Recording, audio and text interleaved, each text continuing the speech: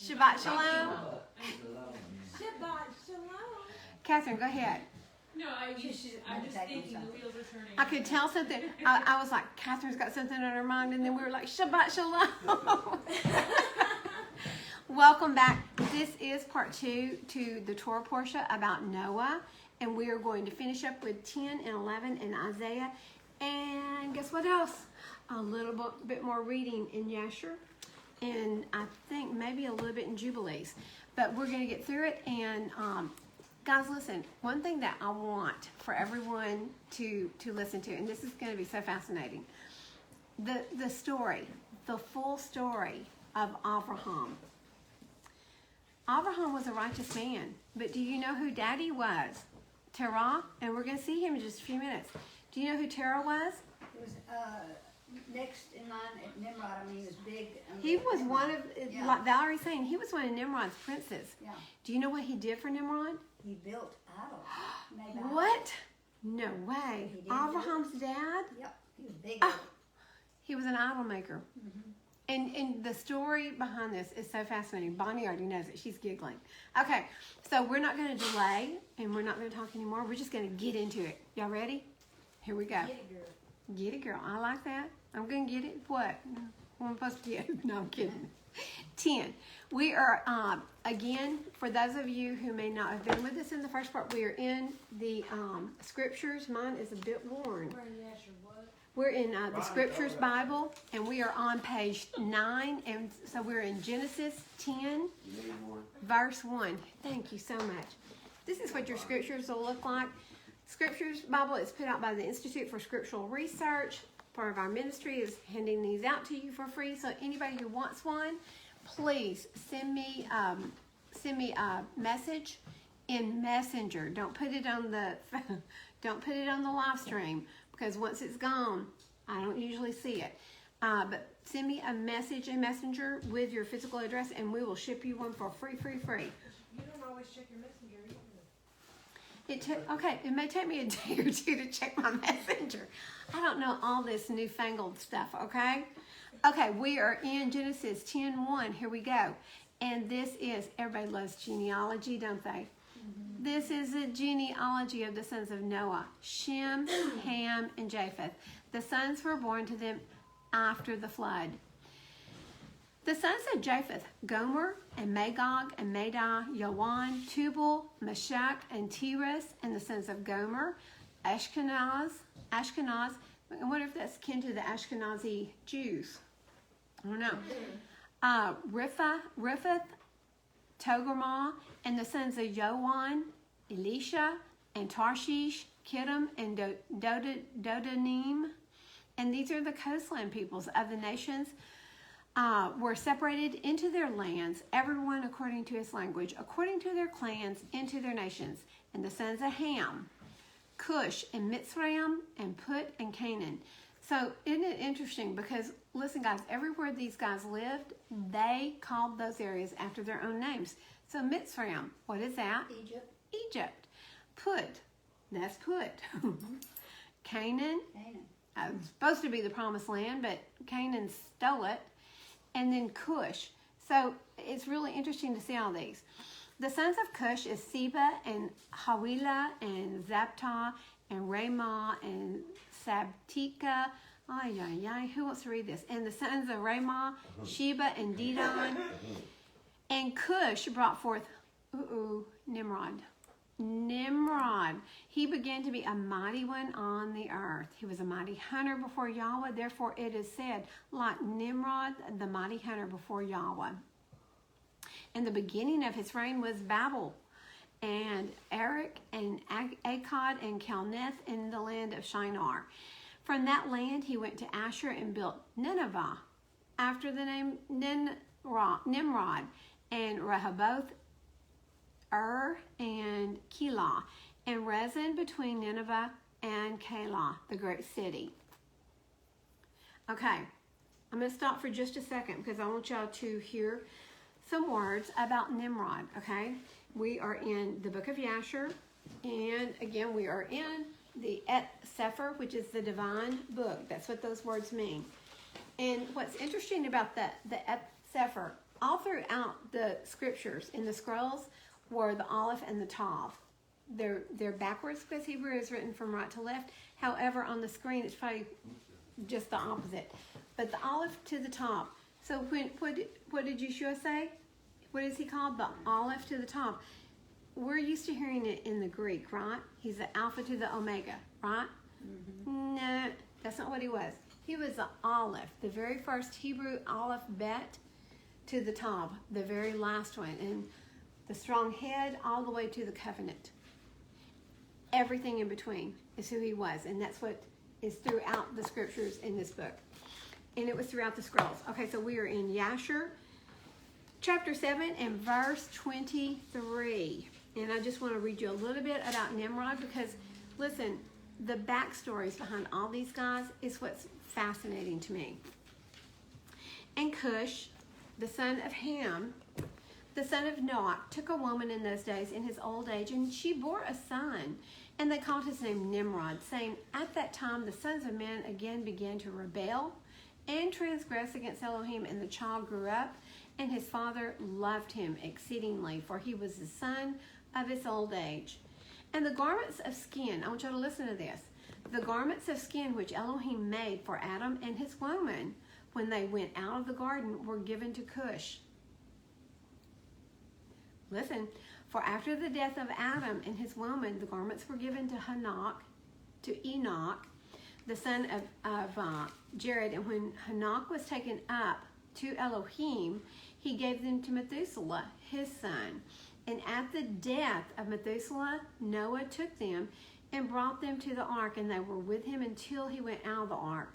And in their going out, Ham stole. Listen, Ham was a bad boy from the word go, wasn't he? Yeah. However, it said in the beginning that he followed Yah's commands. But here, he stole those garments from Noah, his father, and took them and hid them from his brothers. So he actually ended up giving those garments to Nimrod. And we'll read a little bit about that later on. So just to give you a little bit of idea there, Nimrod was the son of, or the grandson of Ham, and he does end up with these garments, and they have very special powers, okay? And they were supposed to be given to Shem.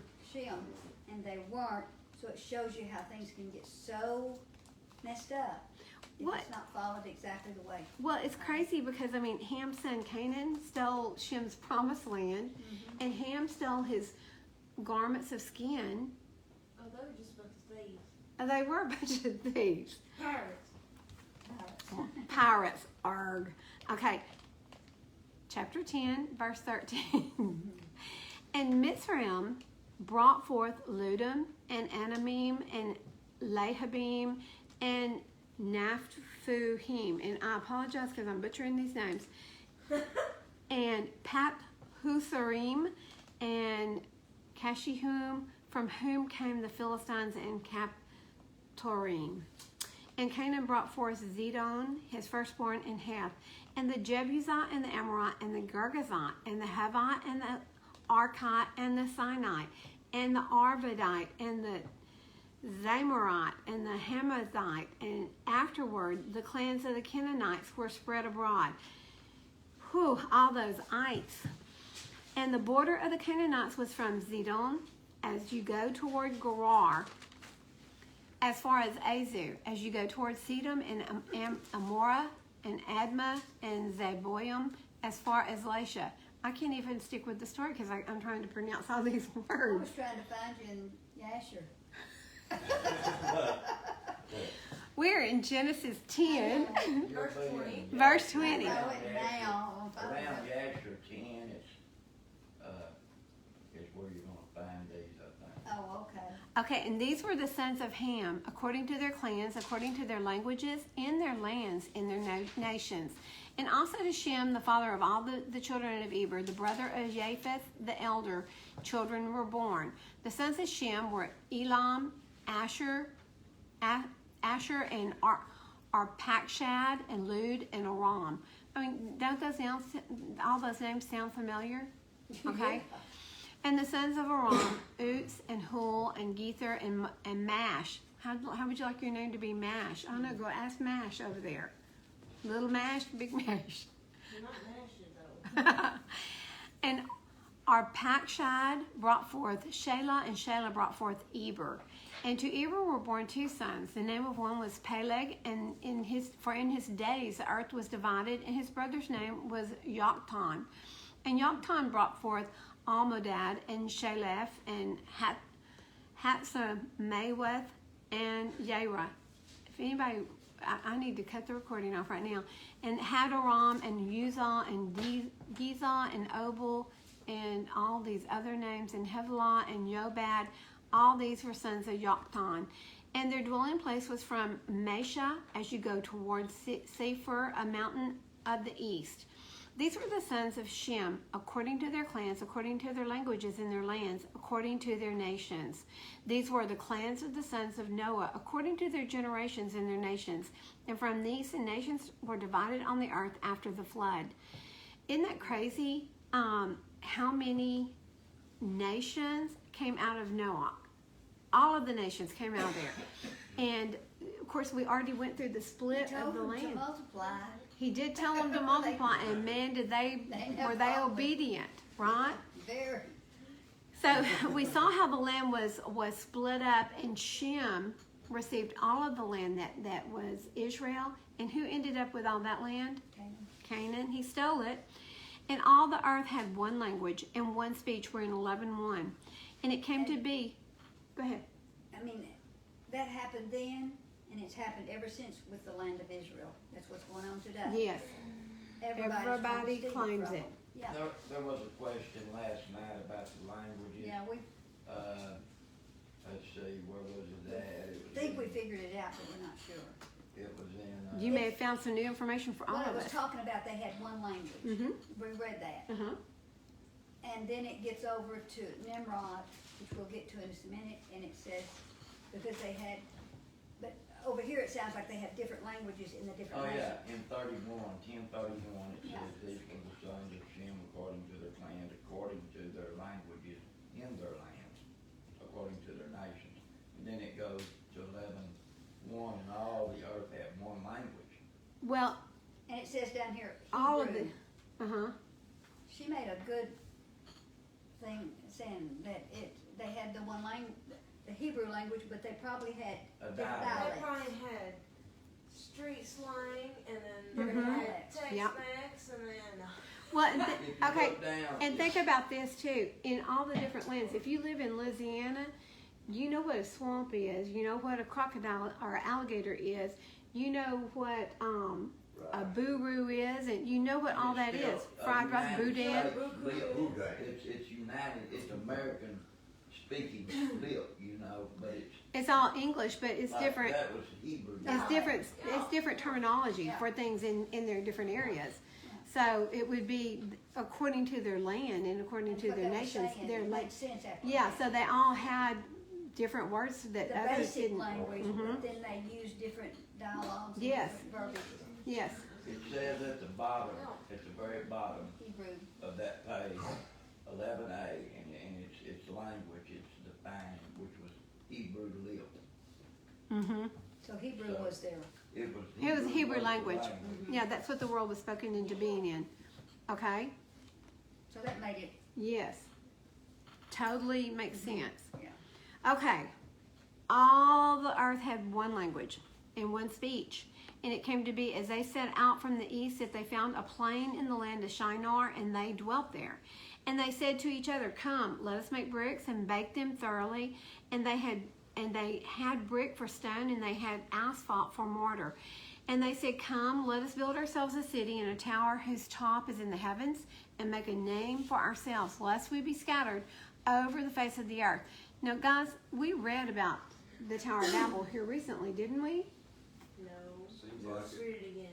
Ah, I really thought we had, but we'll read it again. We did. Okay. Okay. I Then have a question. okay. I want Is this some. all of these nations that came together to do this? Yes. Okay. No. This was everybody in Nimrod's land. This is just Nimrod's land. This is in Babylon right here where they're doing this. How do you know? Because that's where the tower was built. because that's Well, I where. know that, but it said, Well, he and wasn't. it came to me as they said out from the east. Mm-hmm. I mean, it doesn't Say say they that. came, And they found a plane, so it sounds Well, like. they set out to build this city, and they Right. went from the east. Nimrod and his men set out to build this city, and they built the city outside of the. Babylon is what they're building. Yeah, I know that. They said to each other, "Come, let us make bricks. Let's see. Let us build a city for ourselves and a tower whose top is in the heavens."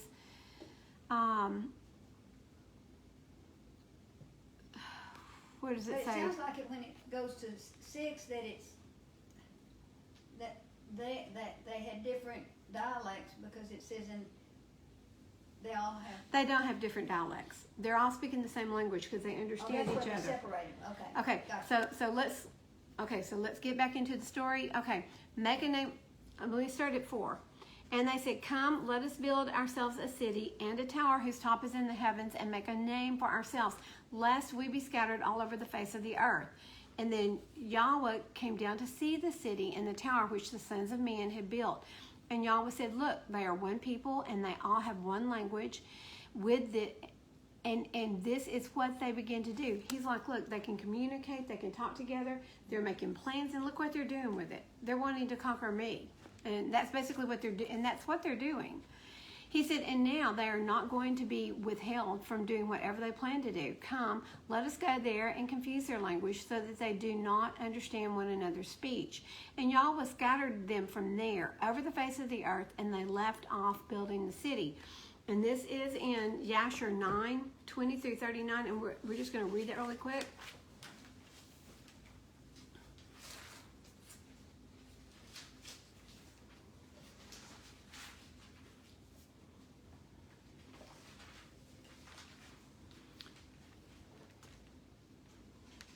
Well, and Valerie, here in 20, it says, "The king Nimrod reigned securely in all the earth." So he was over all So the he had earth. all of- okay, He did that's have my- all the my earth. question. Was under Okay. his control, and all the earth was of one tongue and nations and words of union. And all the princes of Nimrod and his great men took counsel together, put Mitzrayim, Cush, Canaan, and all of these are his family, though. I mean, I don't see Shem gathering. Shem didn't join in with what was going on here, and Shem was still alive. So Shem and none of his family was included in this. Okay, but here it is in 24 of chapter 9. It says, "And they began to make bricks and burn fires to build the city and the tower that they had imagined to complete. And the building of the tower was unto them a transgression and a sin." And it's a transgression and a sin because of why they're building it, guys, okay? And they began to build it. And while they were building against Yahweh Elohim of heaven, they imagined in their hearts to war against him and to ascend into heaven. So they are building this against the one that created them. And they know this. This is their plan. This is what they're intending to do. And all these people and all the families divided themselves in 3 parts. The first said, "We will ascend into heaven and fight against him." And they're talking about Yahweh. The second said, "We will ascend to heaven and place our own Elohim there and serve them." So they just wanted to go up there, put their own gods up, and worship their own gods there. I mean, the stupidity behind it all is. And the third part said, "We will ascend to heaven and smite him with bows and arrows." We're just going to go up there and we're going to kill God, okay? He created us, but we're going to go up there and kill. I mean, this is what they're saying. And Elohim knew all their works and all their evil thoughts. And he saw the city and the tower which what they were building. So he knew what was going on. He came down. We know the story. He confused all their languages. They could not any longer. Like if one guy said, "Hand me the hammer," the other one handed him a screwdriver. The one would get mad, bop him in the head with a rock, kill him. I mean, there was a lot of fighting that pursued after that, and so they finally went, "Done. We're done." But listen to this in 38. "And as to the tower which the sons of man built, the earth opened its mouth, swallowed up 1/3 part of it thereof, and also a fire descended from heaven and burned another third." So 2/3 were completely destroyed. and the other third is left to this day, and it is part of that. It is of that part which was aloft. So let's say I'm just going to use this as an example. It could be the 20th ring around going up the tower. Say the 20th ring around that tower up. Guys, even its circumference was 3 days walk. However tall it was, even if it was the very bottom foundation of that tower, it took 3 days to walk around the circumference of it. 3 days. Now, how far can you walk in a day? 20 miles, maybe? 30, 40? If you're young, more? About 12. 12. Teddy said he can do 12. He's got it. Conovan, how far can you walk in a day? He said Further the than sky is the limit for me. But let's say 20 miles. So let's say it's 60 miles around. Do you see what I'm saying? This was huge. Yes, sir. That'd be 3 days. 3 days, yes. 3 days walk. And many of the sons of men died in that tower, a people without number. So when Yah caused them to stop building because they could no longer communicate, all their plans failed. I mean, all their plans. 70 different nations, 70 different languages. Nobody knew. Tom didn't know what Jerry was doing. Jerry didn't know what George was doing, and they couldn't communicate with each other. And they were like, "We're done, finished." And so Yah destroyed most of the tower except for a third of it, and it's still there. You know, you would think you could see that from the sky, from the air somehow, wouldn't you? Maybe it's under sand somewhere. I don't know. Wonder if Dutch Sense could find it. It seems like he finds everything else. That's a good scenario that if Yah's not in it, it crumbles. Listen, guys, anything that you try to build on your own, you may be trying to build a tower of Babel In our own lives. in your own life. It could be a family you're trying to start without Yah in the middle of it.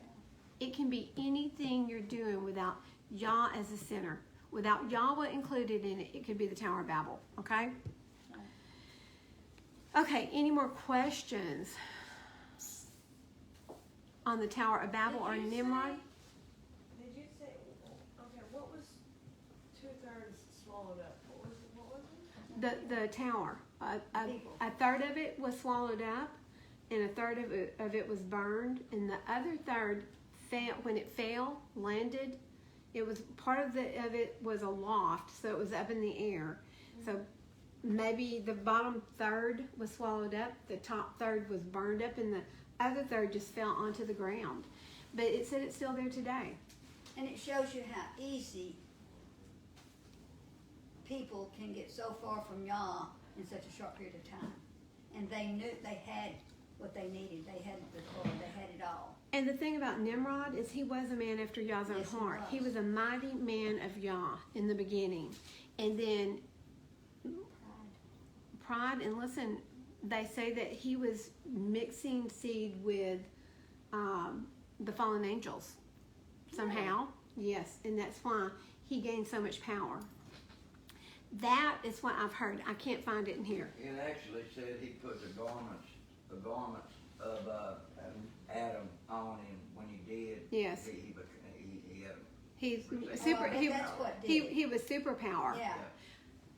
But But- it didn't last. But we will see later that one of Abraham's descendants kills him, which is really fascinating. Okay, are y'all ready? Because the real heart of what we're going to is Abraham. Okay, that's going to be the good part. Do y'all know where I stopped?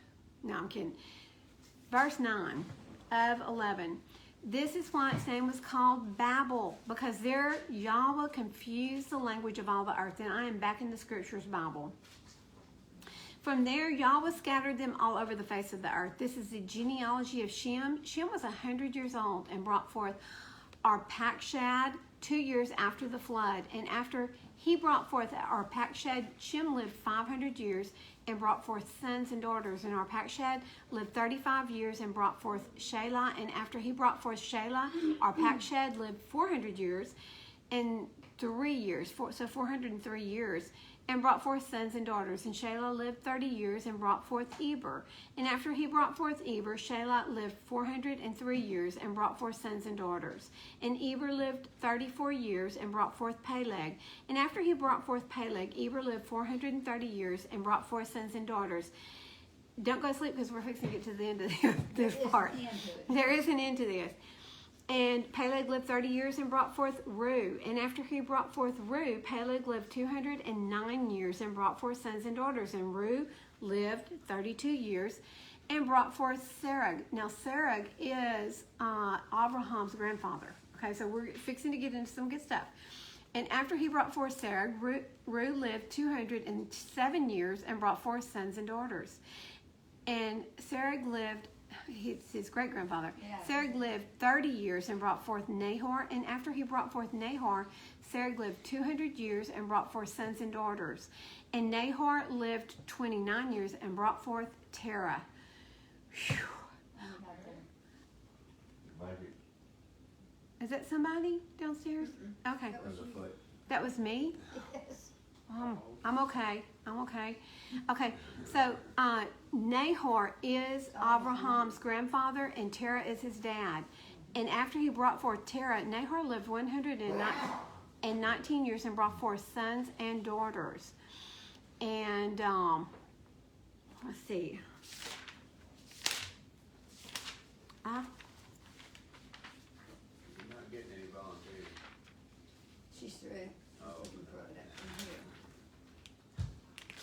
Okay, Oh, yeah, here it is. I'm going to get into Abraham's background right now. Let me get down here. I'm going to go ahead and finish 11, and then I'm going to go into Abraham's background because, guys, you're going to be so amazed. Okay, and Terah lived 70 years and brought forth Avram, Nahor, and Haran. And this is the genealogy of Terah. Terah brought forth Abram, Nahor, and Haran brought forth Lot.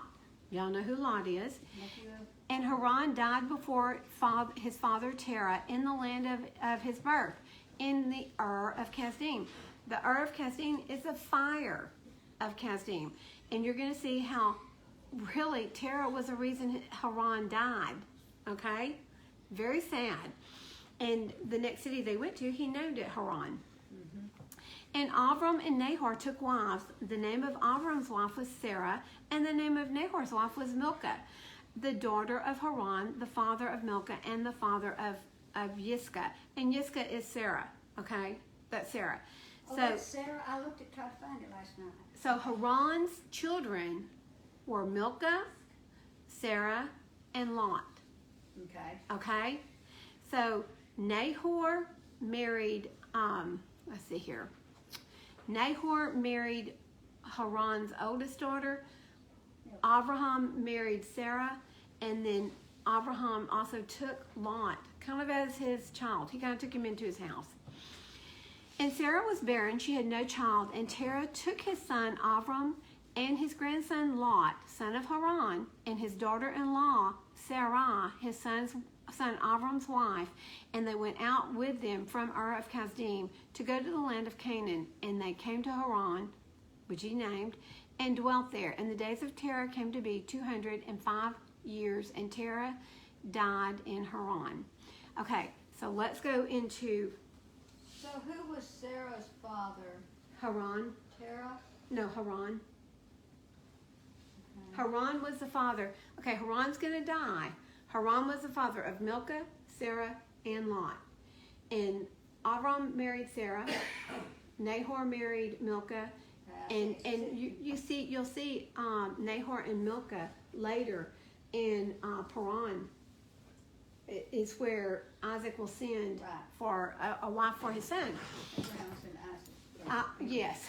And so, Hagar. guys, all of this goes into the history of what we're going to be reading about later in the. It's just, to me, it's just amazing.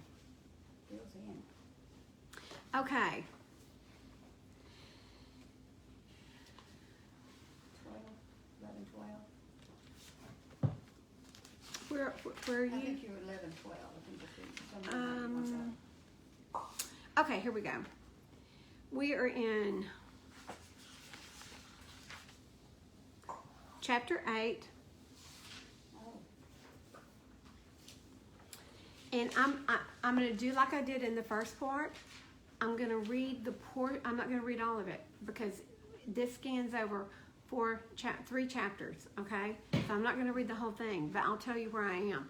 We're in 8, and I'm going to start in verse 8. Yes, sir. Yes. No, I'm a ma'am. Oh, you said yeah, sure. I see myself. Yes, sir. yes, Okay. Yasher's 8. it's late in the day, Timothy. Yasher 8:8. Yes, sure.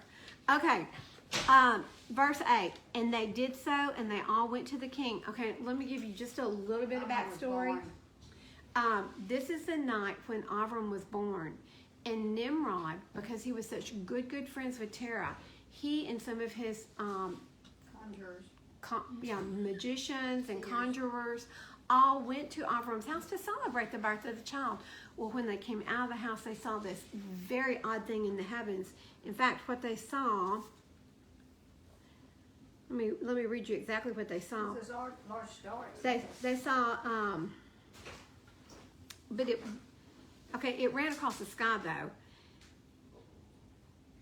They saw and one very large star. they came saw from and the behold, east. one very large star came from the east and ran in the heavens, and the star swallowed up 4 stars from the 4 sides of the heavens. So it was a star that ate 4 stars. And so they knew it was a omen, but they weren't sure what the omen was. So they didn't say anything that night. They went home. They probably talked about it. And so this is the next day, okay? And so they did so, and they all went to the king and bowed down to him to the ground, and they said, "May the king live, and may the king live, may the king live. We heard that a son was born to Terah, the son of Nachor, the prince of your host, and we, yesterday night, came to his house, and we ate and drank and rejoiced with him that night." Nimrod knew this. He was there with them, okay?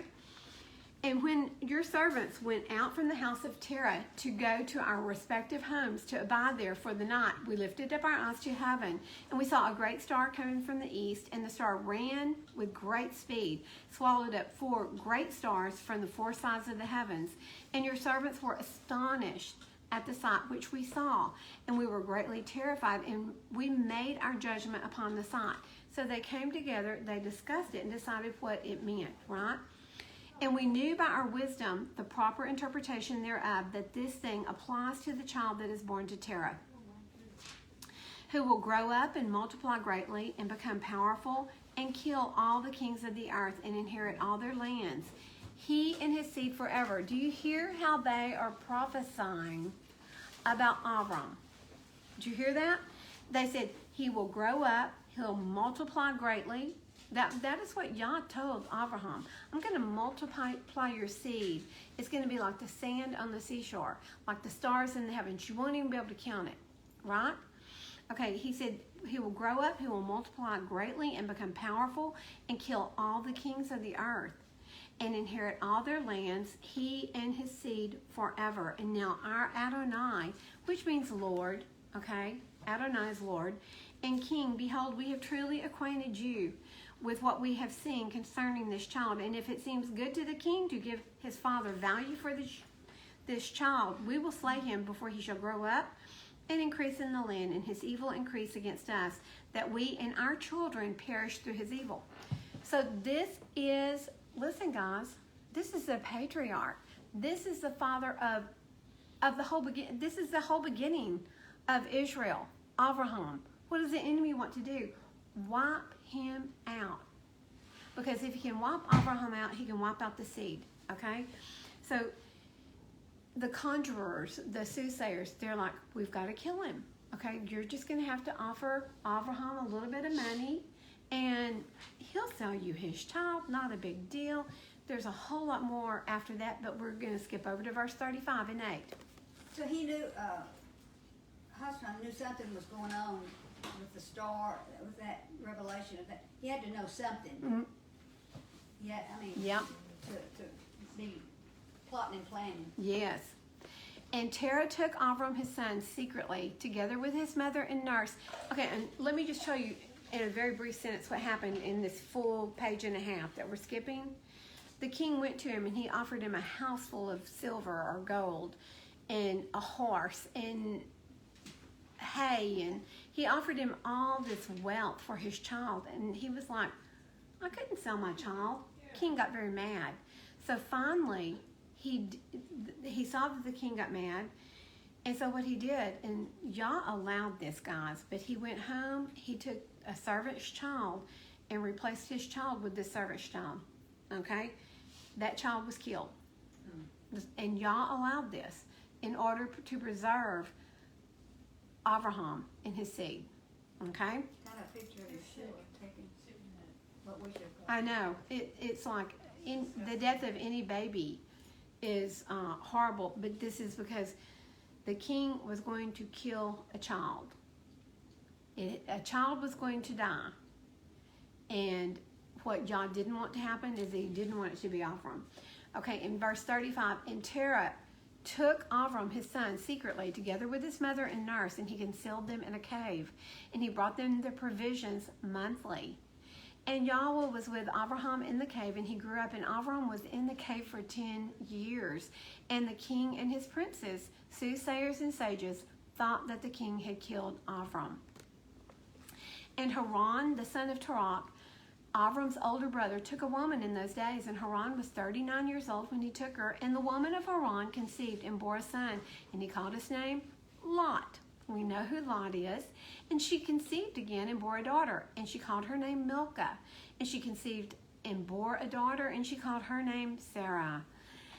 Haran was 42 years old when he begot Sarai, which was in the 10th year of the life of Avram.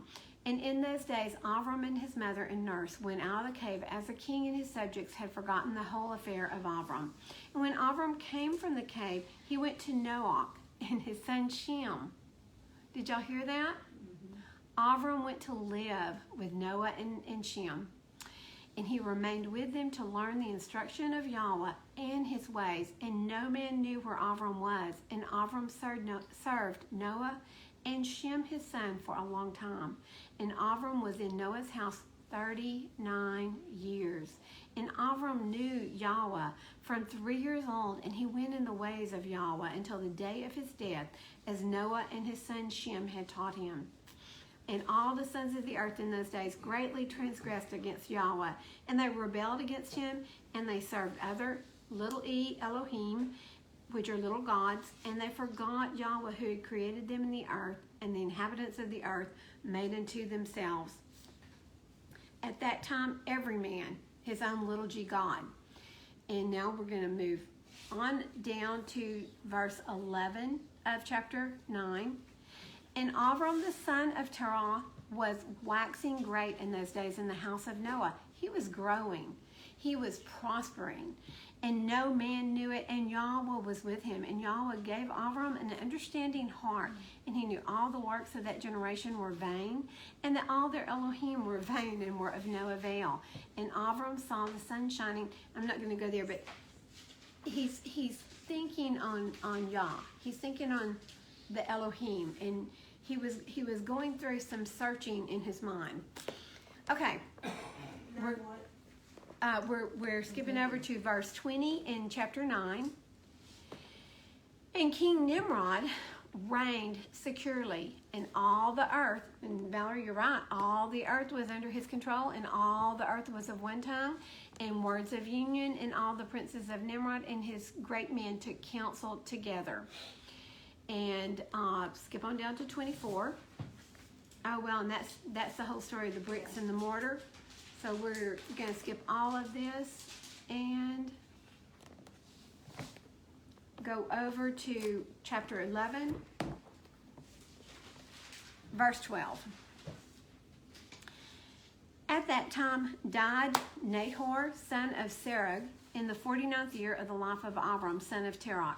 So Avram is 49.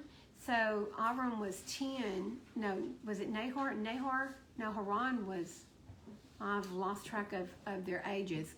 But in the 50th year of the life of Avram, son of Terah, Avram came forth from the house of Noah. So he came out of Noah's house when he was 50 years old. and went to his father's house. And Avram knew Yahuah, and he went in his ways and instructions, and Yahuah Eloheinu was with him. And Terah, his father, was in those days still captain of the host of King Nimrod, and he still followed strange Elohim. And Avram came to his father's house and saw 12 Elohim standing there in their temples. So he saw 12 little gods, little idols. And the anger of Avram was kindled when he saw these images in his father's house. And Avram said, "As Yahuah lives, these images shall not remain in my father's house. So shall Yahuah, who created me, do unto me if in 3 days." I love this. Guys, listen, there's so much foreshadowing of Yeshua. "If in 3 days' time I do not break them all." And Avram went from there, and his anger burned within him. Now, he has not grown up with his dad. He's 50 years old. 50 years old. He has known Yahuah, has had a close relationship with Yahuah, and when he walks into his dad's home, what does he see? Idols everywhere. Yeah, and we need to see that Yeshua's throughout this. And you were talking about the babies being switched back there. You know, one was killed, the servant's dog, Yes. baby was taken. A reflection of Yeshua on the cross. I mean, Wow. You look at all of these, that you Yes. can really see the significance of how he orchestrates everything. The innocent sacrifice. Wow, that is cool. And we're in verse 18 of 11. And Avram went from them, and his anger burned within him. And Avram hastened and went out from the chamber to his father's outer court. And he found his father sitting in the court, and all of his servants with him. And Avram came and sat before him. And Avram asked his father, saying, "Father, tell me, where is Elohim, who created heaven and earth, and all the sons of men upon earth? And who created you and me?" And Terah answered his son Avram and said, "Behold, those who created us are all with us in our house." And Avram said to his father, "My Adonai," and that's again my Lord, "show them to me, I pray you." And Terah brought Avram into the chamber of the inner court, and Avram saw, and behold, the whole room was full of Elohim of wood and stone, 12 great images, and others less than they, without number. And Terah said to his son, "Behold, these are they which made all you see upon earth, and which created me and you and all mankind." He's like, you see these little pieces of wood and stone? They made you and me. Isn't that crazy? Look at them. They made us. And everybody you see on the face of the earth, they made those. They made all the people, everything. And Terah bowed down to his Elohim, and he then went away from them, and Avram his son went away with him. Now skip on over to 33 of 11. And when He loved his little Elohim. he did love those, of course he created all those little Elohim. And when Avram saw all these things, his anger was kindled against his father, and he hastened and took a hatchet in his hand, and came unto the chamber of the Elohim, and he broke all of his father's Elohim. And when he had done breaking the images, he placed the hatchet in the hand of the great Elohim, which was there before them, and he went out. And Terah his father came home, for he had heard at the door the sound of the striking of the hatchet. So Terah came into the house to know what this was about. And Terah, having heard the noise of the hatchet in the room of images, ran to the room to the images, and he met Avram going out. And Terah entered the room and found all the idols fallen down and broken, and the hatchet in the hand of the largest, which was not broken. And the savory meat which Avram his son had made was still before them. And when Terah saw this, his anger was greatly kindled. And he hastened, and he went from the room to Avram. And he found Avram his son still sitting in the house. And he said to him, "What is this work you have done to my Elohim?" And Avram answered Terah his father, and he said, "Not so, my Adonai, for I brought savory meat before them. And when I came nigh to them with the meat that they might eat, they all at once stretched forth their hands to eat before the great one had put forth his hand to eat. And the large one saw their works that they did before him, and his anger was violently kindled against them. And he went and took the hatchet that was in the house and came to them and broke them all. And behold, the hatchet is yet in his hand, as you see. So he's like, I brought him an offering of savory meat. I put it before him, and all the little g gods came after the meat. And the big guy, he got jealous. He got the hatchet, and he killed them all. He just hacked them all to pieces. Broke them all. That's what he's saying, okay? But look at what he's setting up, okay? Because what has Abraham said? Oh, all of these little g gods made us. They've got power. And so Avram's like, yeah, the big one, he overpowered everyone else. And Terah's anger was kindled against his son Avram. When he spoke this, and Terah said to Avram, his son, in anger, what is this tale you have told? You speak lies to me. Is there in these Elohim's ruach? Well, I don't know, Dad. You told me that they created us. Is there a ruach in them? He's like, do these little gods, these little idols, do they have a spirit in them, a soul, or a power to do all you have told me? Are they not wood and stone? And have I not myself made them? And can you not speak such lies, saying that the large Elohim that was with them smote them? It is you that did place the hatchet in his hands, and then say he smote them all. And Avram answered his father and said to him, guys, listen, Avram was very smart, wasn't he? He's like, and how can you then serve these idols in whom there is no power to do anything? Can these idols in which you trust deliver you? Can they hear your prayers when you call upon them? Can they deliver you from the hands of your enemies? Or will they fight your battles for you against your enemies, that you should serve wood and stone, which can neither speak nor hear? Listen, what could those idols do? They were lying in his pocket. They made him rich, right? He was selling. He made them for the king, for Nimrod, and Nimrod took care of everything for him. He was one of the king's princes. Listen, little payola under the table, he's being well taken care of for those gods. So he was telling Abraham, money is your God. Well, no, what he was telling Abraham is that these are your gods, because he made them. It's how he made a living. But now here he's saying there's no power in these. They can't smite each other. Are you trying to tell me they smote each other? So yeah, basically you're right. Basically the lesson that he's teaching Avram is, for a little money, it's okay to tell a lie or to fabricate that these idols have any power. You're actually right. Mm-hmm. Money. I was going to turn to Chris root of all evil. Huh. Oh, okay. Oh, the root of all evil. Okay, in 44, and now surely it is not good for you, nor for the sons of men that are connected with you, to do these things. You are so silly, so foolish, and so short of understanding that you will serve wood and stone and do after this manner. Well, guys, listen. Do you know what Terah did to his son at this point? I'm reading that, sorry. Oh, You trying to cheat? don't you cheat. I'm sorry. I'm going to verse 50. How far did you read ahead? 50? Okay. And Terah, seeing all that Avram had done, hastened to go from his house, and he went to the king, and he came before Nimrod and stood before him, and he bowed down to the king, and the king said, what do you want? Listen, he's fixing to have to tell him that he lied to him 50 years ago, first of all, okay? Remember that son that you bought from me and you killed? I didn't really let you kill my son. But he's back now. Look what he's done. This is what he's fixing to have to do. And the king said, what do you want? And he said, I beseech you, my Adonai, to hear me. Now 50 years back a child was born to me, and thus has he done to my Elohim, and thus has he spoken. And now therefore my Adonai and king, send for him, that he may come before you and judge him according to the law, that we may be delivered from his evil. From his evil? He just got rid of wood and stone. He broke them up. From his evil? Okay.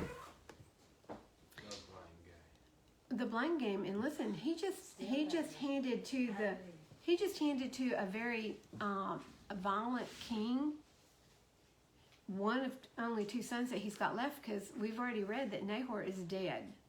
He's already died. Okay, and the king sent 3 men of his servants, and they went and brought Avram before the king, and Nimrod and all his princes and servants were that day sitting before him. And Terah sat also before them. And the king said to Avram, "What is this that you have done to your father and to his Elohim?" And Avram answered the king in the words that he spoke to his father, and he said, "The large Elohim that was with them in the house did to them what you've heard." He's like, "It wasn't me, king. It was that big God, that big little G God." Feel like I'm talking about Cheerios, big G, little O. He's like, it was him. He did all of this. And the king said to Avram, "Had they power to speak and eat and do as you have said?" And Avram answered the king, saying, "And if there be no power in them, why do you serve?"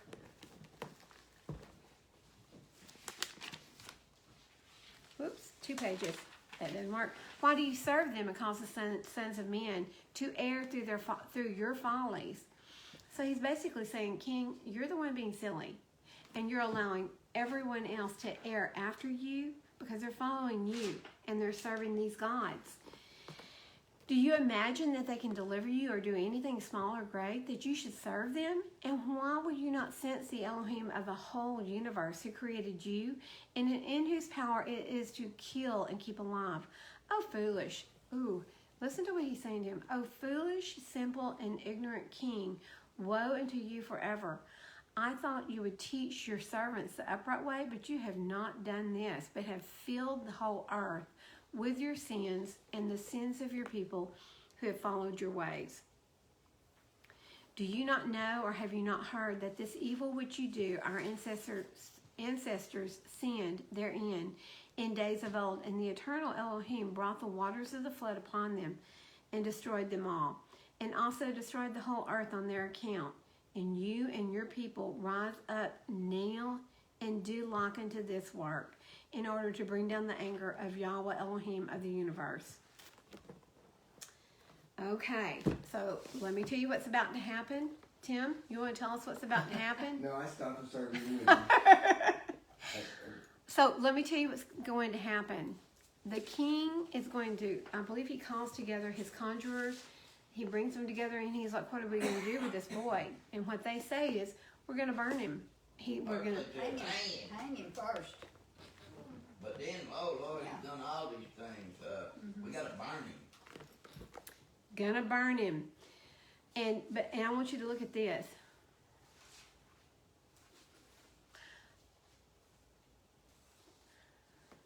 Look at 11. Because what these conjurers have just told the king is that, look, this is that child from 50 years ago that we told you to kill, or he would rise up. When the king heard their words, he was exceedingly wroth, and he ordered Terah to be brought before him. And the king said, "Have you heard what the conjurers have spoken? Now tell me truly. How did you? And if you shall speak truth, you shall be acquitted." And seeing that the king's anger was much kindled, Terah said to the king, "My Adonai king, you have heard the truth, and what the sages have spoken is right." And the king said, "How could you do this thing, to transgress my orders and give me a child that you did not beget, and to take value for him?" And Terah answered the king, "Because my tender feelings were excited for my son at that time, and I took a son of my handmaid, and I brought him to you." And the king said, "Who advised you to do this? Tell me, do not hide aught from me, and then you shall not die." And Terah was greatly terrified in the king's presence. And he said to the king, "It was Haran.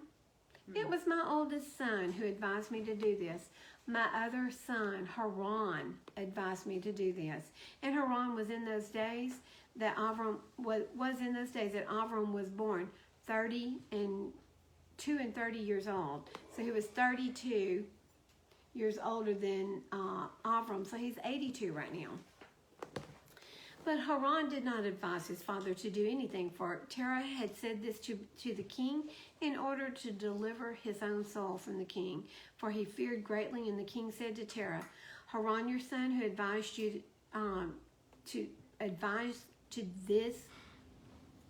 Haran, your son, who advised you to this, shall die through fire with Avram, for the sentence of death is upon him for having rebelled against the king's desire in doing this. And Haran at that time felt inclined to follow the ways of Avram, but he kept it within himself. And Haran said in his heart, Behold, now the king has seized Avram on account of these things which Avram did. And it shall come to pass that if Avram prevail over the king, I will follow him. But if the king prevail, I will go after the king. So he's like, I'm going to ride the fence. I'm going to see who's going to win this first battle, and then I'm going to follow them. Good family, right? Good group of guys. Daddy turns in Sonny.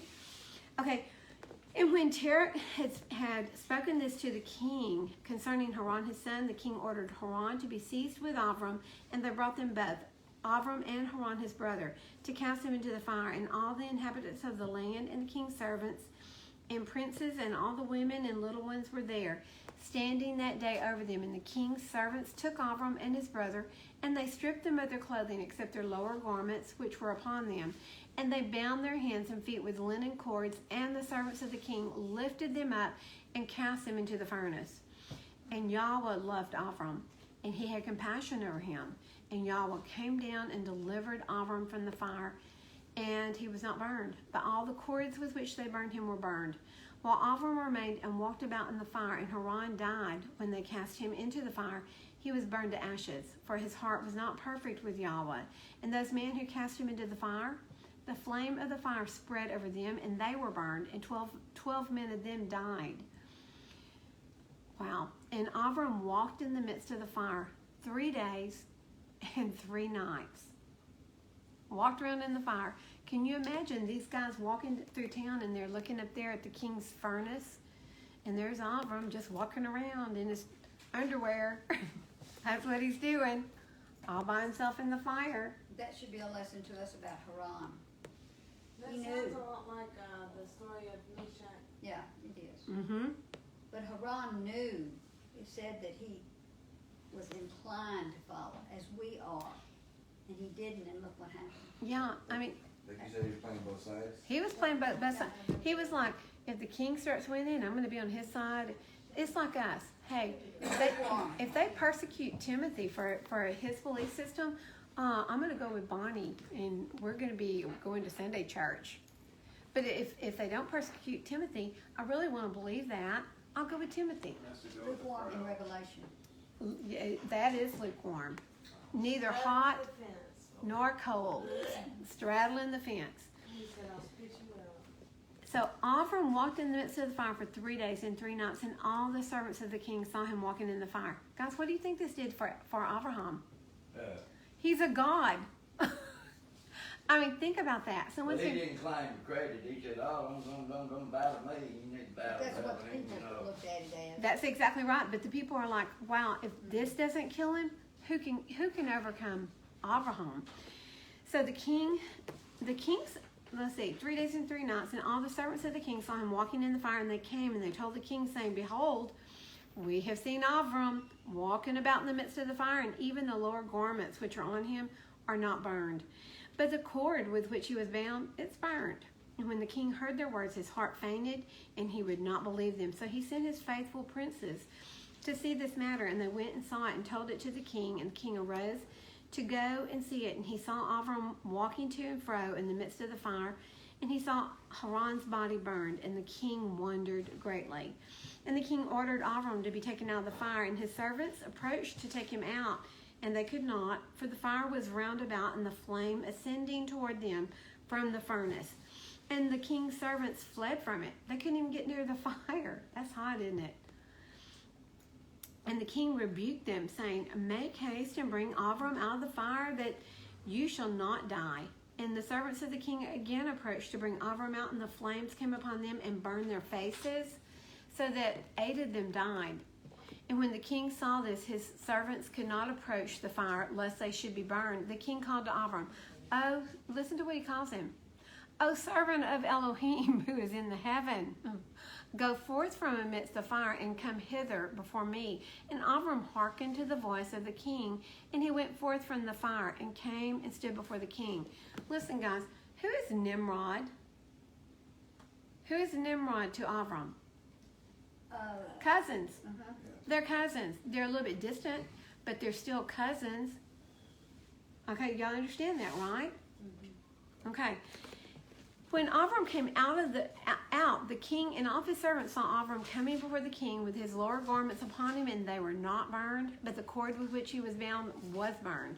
And the king said to Avram, "How is it that you were not burned in the fire?" And here it is, Dennis. And Avram said to the king, "The Elohim of heaven and earth, in whom I trust, and who has all in his power, he delivered me from the fire into which you cast me." So, let's see. In verse 42, and guys, you have to understand, Avram after this period, he was treated like a king.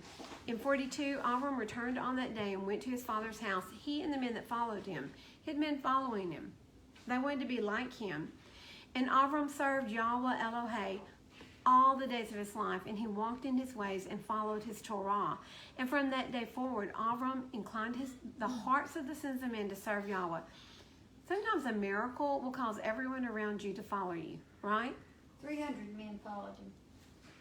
Yes. And at that time, Nahor and Avram took unto themselves women, the daughters of their... No, we read earlier that Nahor died, didn't we? Okay. My bad. Nahor and Avram took unto themselves women, the daughters of their brother Haran. The woman of Nahor was Milcah, and the name of Avram's woman was Sarai. And Sarai, the woman of Avram, was barren, and she had no offspring in those days. And at the expiration of 2 years from Avram's going out of the fire, that is the 52nd year of his life, behold, King Nimrod sat in Babel upon the throne. And the king fell asleep and dreamed that he was standing with his troops and host in a valley opposite the king's furnace. And he lifted up his eyes and saw a man in the likeness of Avram coming forth from the furnace. And that he came and stood before the king, and his drawn sword, and then sprang to the king with his sword, when the king fled from the man, for he was afraid. And while he was running, the man threw an egg upon the king's head, and the egg became a great river. And the king dreamed that all his troops sank in that river and died. And the king took flight with 3 men who were before him, and he escaped. And the king looked at these men, and they were clothed in princely garments, the garments of the kings, and had the appearance and majesty of kings. And while they were running, the river again turned to an egg before the king.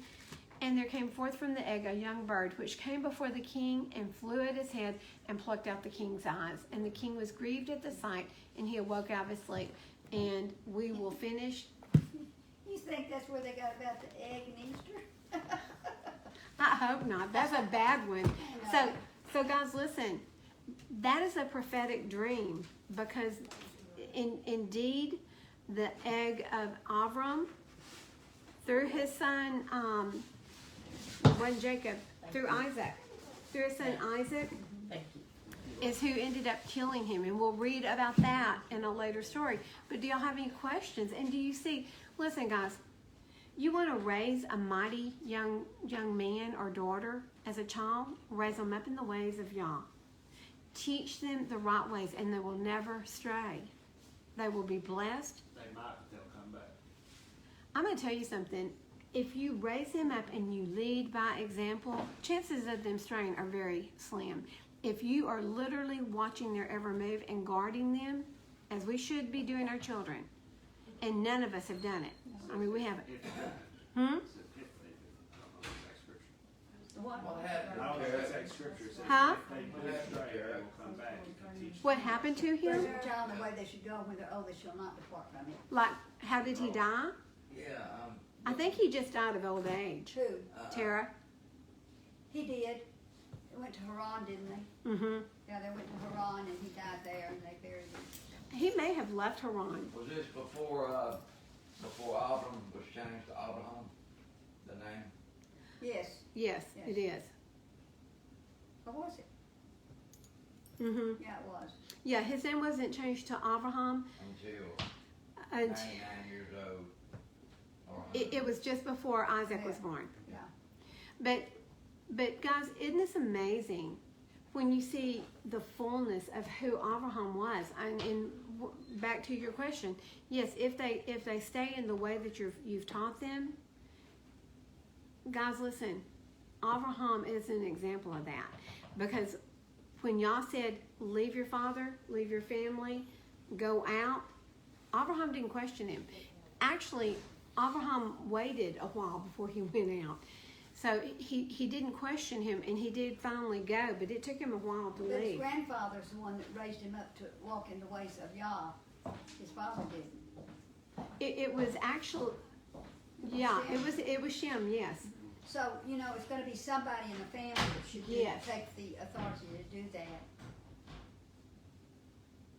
I was trying to remember the order. Let's see, Shem was his great-grandfather, or was it his grandfather? It was his great-grandfather. It was his great-grandfather. So Shem, and listen, later on, Abraham will end up back in the household Yes. of Noah, and Eber will be part of that household too. So And Isaac also ends up at yes, Shem's. yes, he does. So it's you know, it's just so. And they make the king mad again. I don't know what, I forget. Now they make the king mad again, but he takes. Well, I think he flees after the dream. Yeah. But he does end up back there to save his life. He goes back into hiding. But it is a blessing. And guys, I pray that all of us can be that way with our grandkids and our kids, that we can train them up in the right ways to go, because there's not a whole lot of examples out there. There's not. And we need to take these kids, raise them up right, teach them the ways, because it's going to be these little kids that will lead us. We will be led by little children, the innocent. So do we have any questions? I don't see any questions on screen, but there could be questions off screen. You were So- saying that you thought Sarah only had two sons left, Abraham and Haran, or Nahor? Okay, Nahor. It's Nahor and Avram are the two that are left. But I was thinking, I read in there. Right. Excuse me.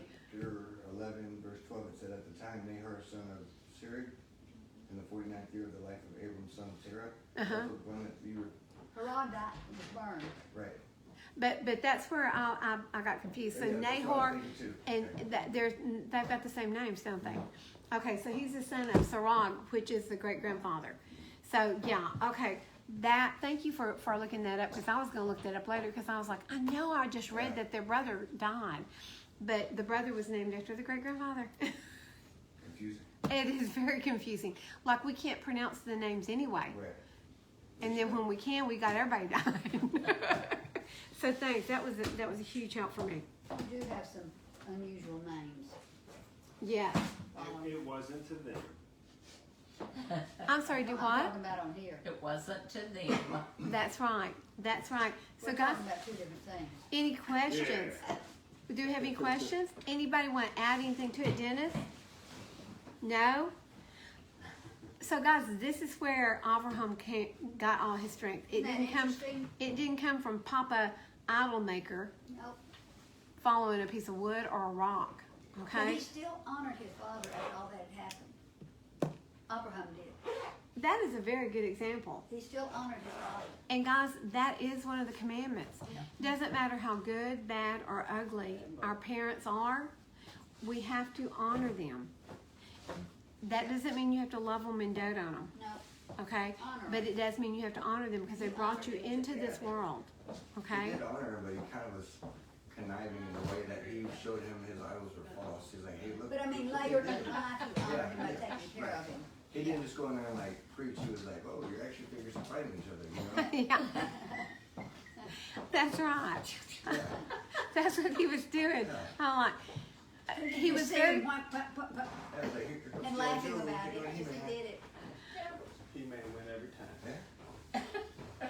guys, we want to thank you for joining us again for this afternoon's final portion of the Torah for Noah, and hope y'all enjoyed the rest of the story of Abram as much as I just love seeing the history behind everything and how it brings to life the fullness of the story. I mean, it really does. When you see, they had human emotions just like we do, And Valerie, something you said a while ago, I was gonna step on that and talk about it because it really made a lot of sense, and Which one? I don't remember. About the babies? I don't remember now. The babies? What's that? I don't know. The humming. Somebody's got an alarm going off. Not me. Okay, guys. Valerie, would you pray us out? Father, we just come to you in the precious name of Yeshua, and we just lift up this time that you've given, this day that you've allowed us to commune with you, and what a blessing it has been to be able to scroll through the history time and seeing what really has happened, the truth of it all, because it makes such sense now, because we knew there was a time in Abraham's life that we had missed, and this is filling it in. We know that is true because I just listened last night that Stephen Pidgeon said that these extra books that were found in the Dead Sea Scrolls, that there's some of them, 3 and 4 copies of them, so we know that they're real, and we thank you that you've brought them back to us during this time. And I just pray that what we've heard today, it will be hidden in our heart, that we would take it to heart, that we will understand it and digest it, and really think about the things that we've listened to today, because it's so important, because the days are evil, the time is short, and we need to get everything we can, every opportunity. Don't let anything roll by that we don't put it in us and understand and digest it. So we thank you for Vicki and how she studies and brings us things, and is willing that if she doesn't understand something, she'll tell us. So just bless her this week, and I pray for each one in here. Just lift us up and help us to be strong in you. In the precious name of Yeshua, we ask it. Amen. You know, Valerie, something that you just mentioned, talking about the books, the extra books that were found. Okay, so with Ezra, Yah had Ezra and 4 or 5 scribes come together, and they wrote a bunch of different books, and they were for the end time. Yes. These are the books that are being opened up for the end time group. 70 of them, wasn't there? There's one says 70 and one says 90, Yeah. and some would be held back. But Here it is, right here. Enoch, there was 70 copies of Enoch in there. 70? Okay, so I knew there were a lot of copies of Jubilees and Ezra. But Let's there see. wasn't Yasher in there. It was Jubilees and Uh-huh. Listen to this. He said, come hither. This is in second book of Ezra, also known as fourth book of Ezra, chapter 14, 25. And it says, and come hither, and I shall light a candle of understanding in your heart, which shall not be put out, till the things be performed which you shall begin to write. And when you have done, some things you shall publish, and some things you shall show secretly to the wise. Tomorrow this hour you shall begin writing. And then if you come over here, here it is, in verse 43. In 44, it says, in 44 days they wrote 94 books. And it came to pass when the 40 days were filled that El Elyon spoke, and the first that you have written, publish openly, that are worthy and unworthy may read it. So the ones that they published openly were for everyone to read. But he said, keep the 70 last, that you may deliver them only to such as be wise among the people. For in them is the spring of understanding, the fountain of wisdom, and the stream of knowledge. And I did so. Oh, my hand cramped up. Oh, but it says right there that But it's so the last days. yes, and so there are books that were hidden away Yep. for the end days. And they're For coming to us. light. And they're being Now. revealed right now out of Qumran and the Dead Sea Scrolls. And how cool is that? So guys, Shabbat Shalom. I need to get these. Hey, Kenneth. Huh? We all forgot that, or you forgot your own stuff. Yeah. Yeah. Oh, yeah. Everybody's getting up and they're leaving me here all by myself. Guys, be blessed. We love you, each and every one. We pray for you all, always. Where are the PDFs? Where did you find those PDFs? Hold on just a second, Kenneth. Shabbat Shalom. So, Timothy, come around here. All right, let me turn you around here. Whoa. Help. Gotcha. Perfect. Going out where it's warmer. on TV today. I got you up. I was reading off of sacred-text.com, and then you can just search on their search bar whatever you're looking for, chapter, verse, yada, yada, yada. That's just one, I'm sure. So did you catch that? And one day we're going to get smart enough that we're going to be able to put all of this up on the screen. I've got something else streaming up there. So if you want, I'll put that on here. Oh, Tim, can you get on the live stream and post that for him? Can you copy and paste it Right now. in the live stream? I don't know how to do that. Probably. You're wiser and smarter than me. I know how to do something you don't know how to do. Cool. That's so cool. Okay, so Kenneth, we'll try to copy and paste that into the live stream, and y'all bless you all. Shabbat Shalom, family.